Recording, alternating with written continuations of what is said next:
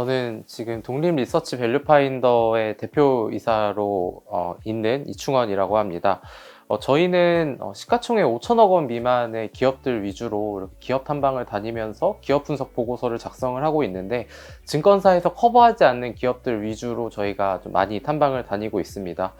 최근에는 증권가의 리서치 센터의 소유물로만 여겨졌던 산업 리포트도 업계 최초로 지금 매달 작성을 하고 있는데, 이런 부분들을 통해서 좀 개인 투자자분들의 투자에 좀 도움이 될 수 있도록 계속해서 노력하고 있는 그런 상황입니다.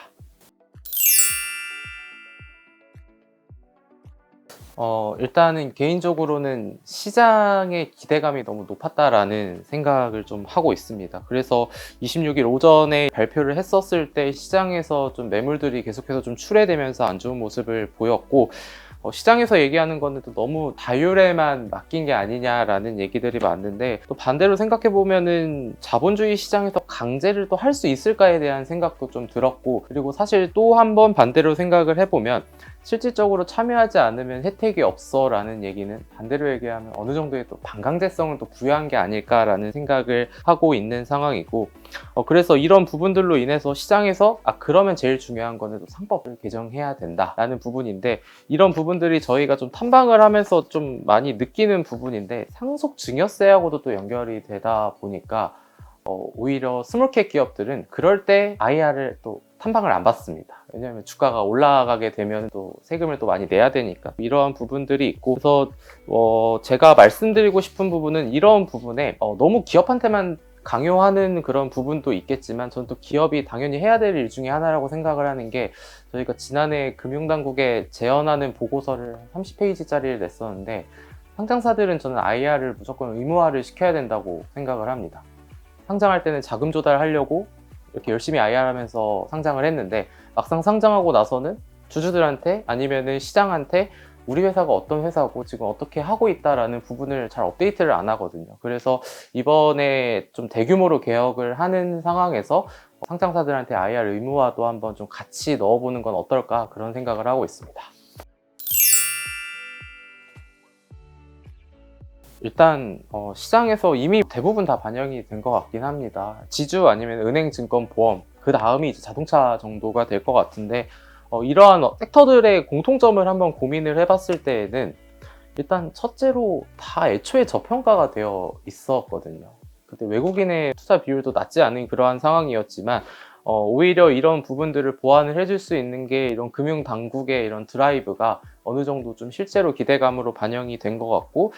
실제로 이런 얘기가 나오고 최근에 이런 수급 동향을 살펴보면 대체적으로 또 외국인, 또 그거를 또 따라가는 이런 기관들의 모습까지도 좀 나와 있었기 때문에 이런 금융과 관련된 업종, 그리고 자동차 업종이 일단은 가장 시장에서 주목을 받고 있다라고 보시면 될 것 같습니다. 솔직히 그냥 개인적으로는 큰 영향이 없을 것 같다라는 생각이 드는 게, 이게 저희도 뭐 애널리스트나 이런 펀드 매니저 같은 기관 투자자들을 만났을 때 저평가되어 있는 작은 중소형주들이 있잖아요. 그 기업들 좋은 거 다 아는데, 근데 거기 들어갈 만한 그런 수급적인 요인이 이제 예를 들면은 시가총액 1,000억인 기업에 이 회사가 50억을 투자를 하게 되면 또 공시도 대상이 되는 거고, 이러다 보니까 여러 가지 제약 조건이 많다라는 얘기를 들었거든요. 그래서 이런 부분들이 조금은 아쉬운 부분이 될 것 같고, 그래서 중소형주에 어차피 외국인과 기관 투자자들이 크게 들어오지 못한다면은 차라리 이런 세제 혜택에 대한 부분은 좀 중소형주한테 상대적으로 좀 더 주는 거는 또 괜찮은 현실적인 대안이지 않을까라고 생각하고 있습니다. 일단은 순수 테마성으로 주가가 오르는 중소형주를 제외하고, 지금 이 밸류업 프로그램의 초점에 맞춰서 중소형주를 본다면은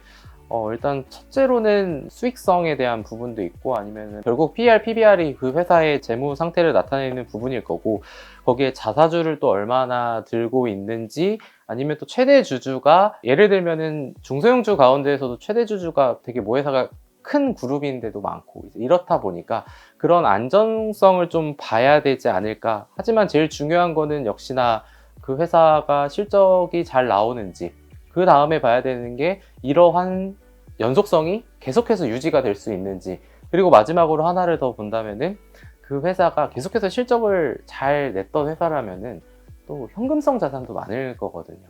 그래서 제가 이제 탐방을 다니는 그런 기업들 중에서도 실제로 시가총액보다 현금하고 현금성 자산이 더 많은 기업들이 있어요. 그럼 그런 회사들이 금융당국에서 얘기하는 자사주를 취득을 해서 소각할 수 있는 이러한 여건이 되는 또 회사들도 굉장히 많기 때문에 그런 종목들의 이 밸류업 프로그램을 초점을 맞춘다면 그런 기업들을 한번 살펴보시는 건 어떨까 그렇게 생각하고 있습니다.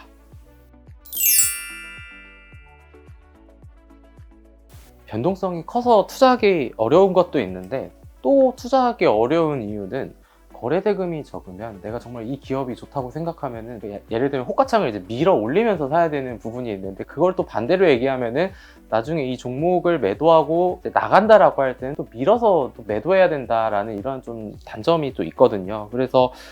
제가 봤을 때는 조금은 이제 비중 조절을 원론적인 얘기지만 할 수밖에 없다라는 생각도 들고 그리고 앞서 말씀드렸던 이런 정말 우량한 회사들은 또 그런 부분이 이제 안정성이 있지만 또 이제 감사 시즌이 오면 왜냐하면 또 거래 정지가 되는 이런 종목들은 사실 감사 시즌에 또 중소형주가 대부분이거든요. 그러한 측면도 고려를 했을 때에는 그 회사의 안정성과 그리고 뭐 실적에 대한 뭐 수익성, 성장성들을 보되 좀 비중을 조절하면서 너무 많은 비중을 싣기보다는 중장기적인 관점에서 모아가는 투자를 하는 게 거래대금이 상대적으로 적은 중소형주를 투자할 수 있는 방법이지 않을까라고 말씀을 드리도록 하겠습니다.